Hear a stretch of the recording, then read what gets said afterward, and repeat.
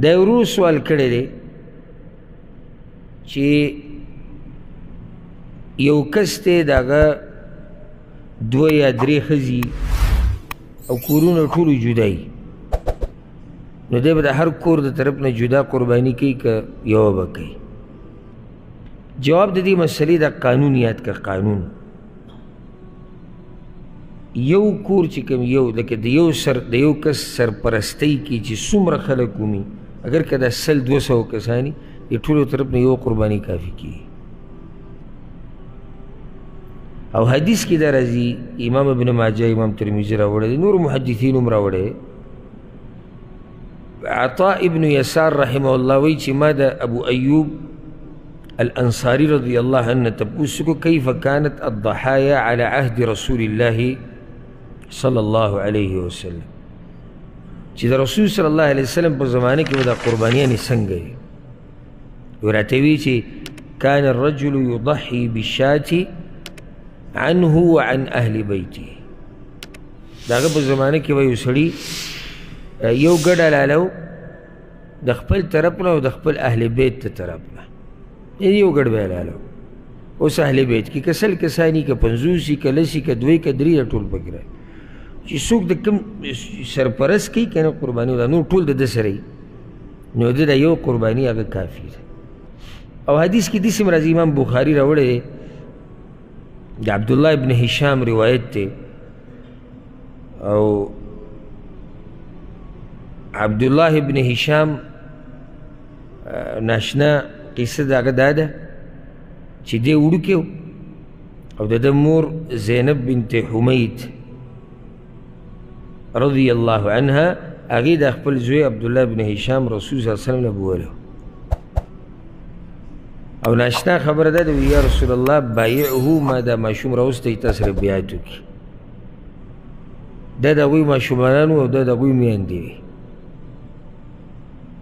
وی دی مې راوستی تا سره بیعت وکړي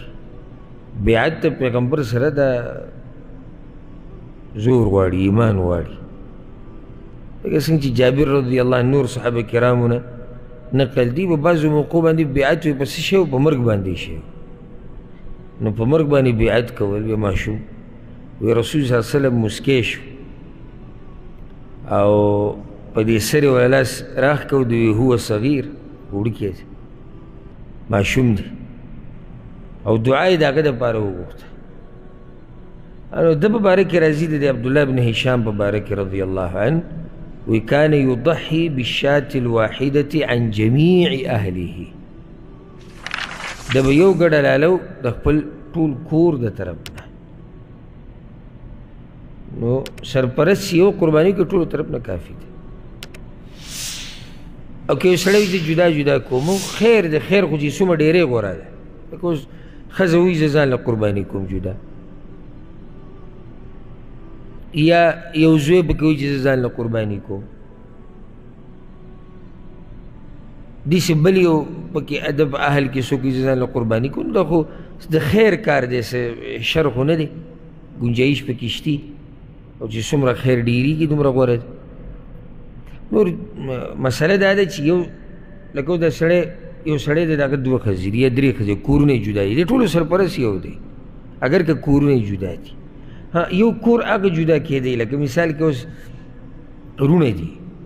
د هغوی کورونه جدا دي یا نغري جدا دي خرچې جدا دي نو دوی په یو قربانۍ اکتفا نشي کولی دا به هر یو ځان له قرباني کوي ځکه چې د دې یو د ښځه او بچي دغه بل په اهل کې نه شمارلی کېږي چې د دغه اهل بیت چې ورته نه هغې کې نه راځي خو که اوس دا ټول وروڼه یو ځای اوسېږي شریک دي او پلار یې قرباني کوي صحیح ده بیا یو قرباني کافي ده او که دوی جدای جدا مطلب چې دوی خرچ خوراک هغه جدای نو بیا به هر یو جدا قرباني کوي والله اعلم